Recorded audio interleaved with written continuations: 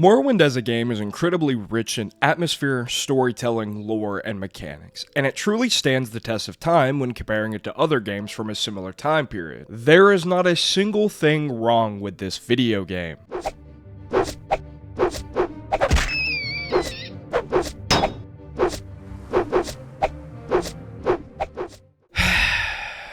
I may have been a little overzealous when describing Morrowind. While Morrowind is a truly incredible game, and for me personally it sits pretty in my top 10 games ever, I can't ignore the Silt Strider in the room. Morrowind's combat sucks donkey balls, and as a game, it's not very inviting to beginners. It's like walking in on your parents getting their freak on. I frequently browse the internet and see people saying that they want to play and enjoy Morrowind, but they just can't because of all the systems that are working against them. Well, I'm here to help. In this video, I plan to detail some of the basics of class creation and point you into the right direction for some decent gear to tide you over in the early stages of the game. So without further delay, here is how to Morrowind. The biggest barrier to entry for Morrowind for most new players is the combat. Morrowind's combat works kind of like a dice roll system where there's a bunch of math that goes into deciding whether or not what you're swinging your iron dagger at will actually take any damage. Most of the time for a new player, you probably won't pay too much attention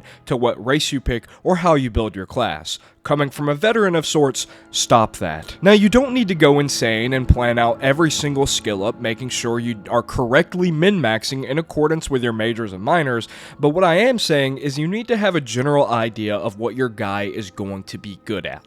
Think about it like this. If you have a big strong orc that is spec'd to use big hammers and heavy armor, there isn't really a reason that he should be able to use daggers and bows. A lot of the newcomers to Morrowind have finished Skyrim and want something that is similar to Skyrim, so they travel back to an older game and they try to play Morrowind like it's Skyrim. Morrowind is its own game that in practice functions fundamentally different than Skyrim. For this run, I decided that I was going to be a Nord who specializes in blunt weaponry. So I took combat as my specialization, strength and agility as my favorite attributes, heavy armor, blunt weapons, mercantile, restoration, and armorer as my major skills. Finally, to cap it all off, I took long blade, athletics, speechcraft, medium armor, and block as my minor skills. The way leveling up works in Morrowind is that every skill up you receive will contribute to a multiplier in that skill's governing class, and you will need 10 skill ups from a combination of both major and minor skills with a maximum multiplier of 5 once you finally level up your character. So for instance, blunt weapons are governed by the strength class, and therefore a skill up in blunt weapons would contribute to the final multiplier for a strength skill up once you finally reach the next character level. So what I like to do is take my weapon of choice for that playthrough and the armor type that I plan to be using and put that in my major skill, and I fill the rest of the slots with skills my race doesn't get a bonus for. And for minor skills, I usually end up taking some easy level up fodder like athletics. But I always make sure to keep some skills that are governed by agility and miscellaneous skills so I can get cheap skill ups from trainers that don't contribute to my overall character level, and in this case, that skill was archery. For my sign, I always pick warrior because the way math in Morrowind works is extra strength equals more accuracy, so the stronger your guy is, the more you're going to be landing your hits. Alright, if you've made it this far in the video, congratulations. You could probably open Morrowind right now and have a decent enough time. But if you would like to take some extra precautions and learn some tips and tricks that I have gathered through my years of playing Morrowind, stay tuned because we're getting into that right now. The next thing I always do is still everything in the census and excise offices. You can actually walk over here to this bookshelf and still the plate by picking it up, opening your inventory, dropping it, letting the guard tell you that that was a bad thing to do, and then picking it up off the ground. This limeware platter alone is going to get you a minimum of 200 gold. Additionally, everything past this threshold is free game, so you'd be dumb not to take it all.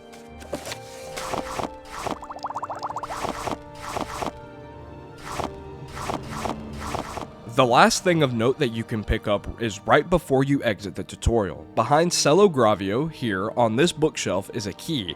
We can steal this key with the same method from earlier with the limeware platter. This key is going to allow me to open the door to the building across the street and steal all the weapons and armor harbored in there. At this point in the game, I've only been playing for a little over 10 minutes and my character is already looking cracked AF. Looking like a real stud on the streets here. But wait, there's more! While robbing the Census and Excise office, you'll have found the Ring of Engraved Healing. Take this ring to the beautiful man right here named Fargoth and give him said ring. Now Fargoth will be really friendly with you and even spread the word of your generosity to his friend Tarhiel at the trade house, which in turn will give you discounted prices from him. Use and abuse this, my friends. Sell him everything you don't plan to use from your inventory, but be careful not to sell these papers right here, because if you do, you lose them forever, and these are integral to the main quest of Morrowind, and Morrowind will just let you sell them and lose them forever, so be careful about that. Moving on, for this next tip, you'll need to travel the road north of Saint Denis until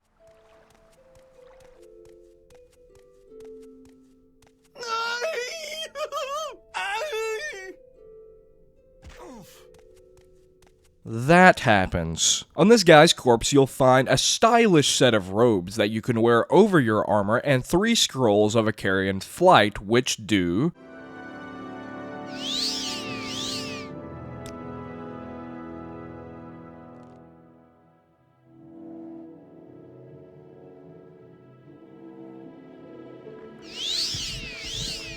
If used properly, these spells can be used during the early game to get from point A to point B relatively fast. Point C would actually be you dying because you don't have a 4th scroll of a carrion flight to cancel out the massive acrobatics boost. Wait a second. A guy named Tarhiel, who's wearing a blue robe and has a spell that makes you jump really high. Is this a UNC Chapel Hill reference? With all this newfound wealth, I'm going to take a Silt Strider to Balmora, and once I'm in Balmora, I'm going to join the Mages Guild so that I can make a spell that resists magic. I acquired the base spell from this orc in the corner over here, and then I made the new spell with this freakishly tall woman. The spell needs to be resist magic 100% on self for 1 second. Then, with this new spell in hand, I'm going to head to the Caldera Mages Guild by using this woman to teleport me there. Once I finally arrive in Caldera, I beeline to the northern exit, following the road until I find this naked man. Ignore the naked man, I say, and go right on until I find a fork in the road, where I go left until I find this woman with shiny boots. Like any good Samaritan would, I started blasting.